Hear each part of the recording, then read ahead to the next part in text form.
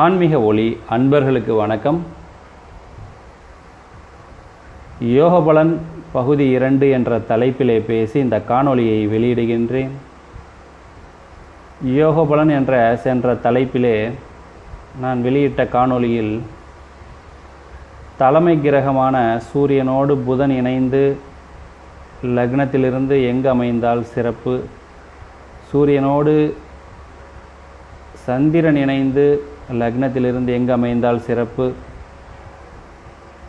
சூரியனோடு குரு இணைந்து லக்னத்திலிருந்து எந்த ஸ்தானத்தில் அமைந்தால் சிறப்பு என்பதை பற்றி சுவடி நூல்களிலே குறிப்பிட்ட கருத்துக்களின் வாயிலாக நாம் கண்டோம். இப்பதிவிலே சூரியனோடு சுக்கிரன் இணைந்து லக்னத்திலிருந்து எந்த ஸ்தானத்தில் அமைந்தால் சிறப்பு, சூரியனோடு சனி இணைய பெற்று லக்னத்திலிருந்து எந்த ஸ்தானங்களில் அமைந்தால் எப்படிப்பட்ட பலன் என்பதை பற்றி காண உள்ளோம். சுக்கிரனுக்கு பகை கிரகங்கள் சூரியனும் சந்திரனும். சூரியனுக்கு பகை கிரகம் சுக்கிரனும் சனியும். சூரியன் சுக்கிரனுடைய வீடுகளில் பகையும் நீசமும் பெறுவார். ரிஷபத்திலே பகையும் துலாம் ராசியில் நீசமும் பெறுவார் சூரியன்.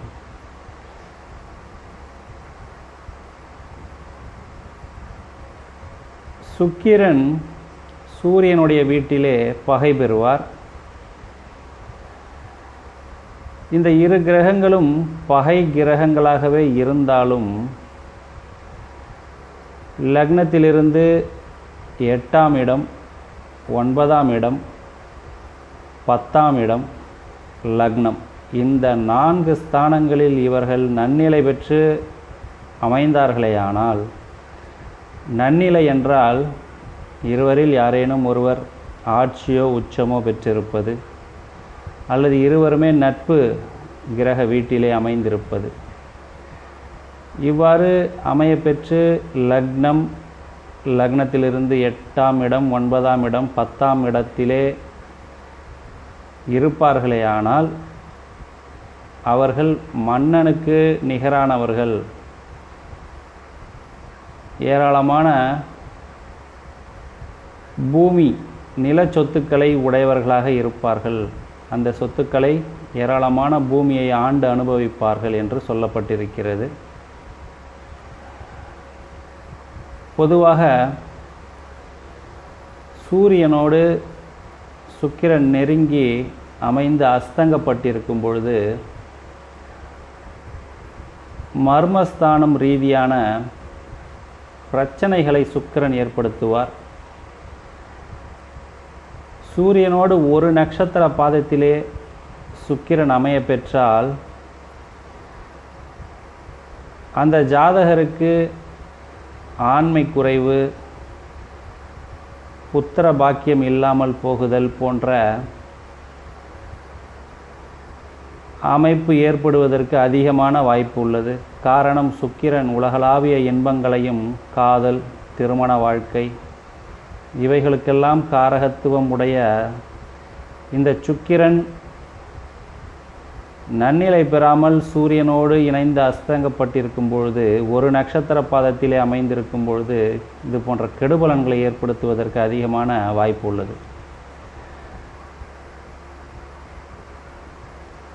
அரசே 8, 9, 10 அணி சென்மத்தில் ரவி புகர் சிரசாயிருக்க பூபதியாம் என்ற குறிப்பு சுவடி நூல்களிலே கொடுக்கப்பட்டிருக்கிறது. ரவி என்று சொல்லப்படுகிற சூரியன், புகர் என்று சொல்லப்படுகிற சுக்கிரன் இணைந்து லக்னத்திலிருந்து 8, 9, 10 ஆகிய ஸ்தானங்களில் அமைந்தால் அந்த ஜாதகன் பூபதி, பூலோகத்தை ஆளுகின்ற பதி என்று சொல்லப்பட்டிருக்கிறது. அடுத்து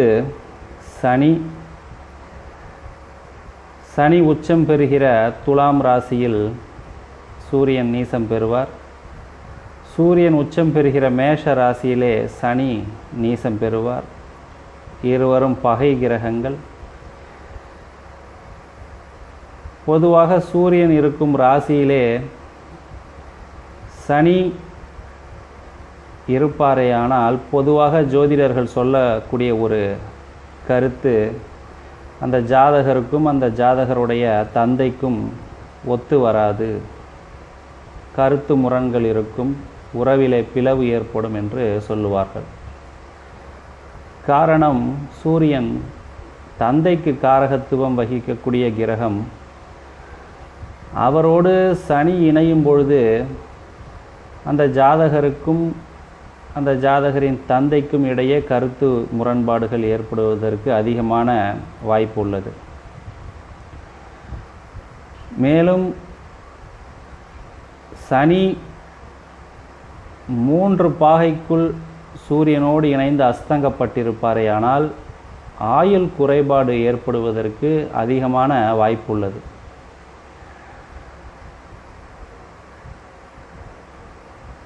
இருப்பினும் இந்த சனியும் சூரியனும் இணைந்து லக்னத்திலிருந்து 6ஆம் வீட்டில் அமைந்தாலோ லக்னத்திலிருந்து 9ஆம் வீட்டில் அமைந்தாலோ அவர்கள் கீர்த்திமானாக இருப்பார்கள் என்று குறிப்பிருக்கிறது மூல நூல்களிலே.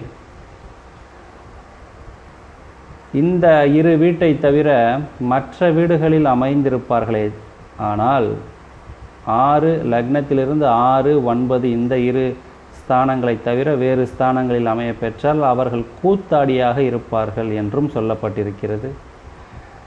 சேருஞ்சனியும் சூரியனும்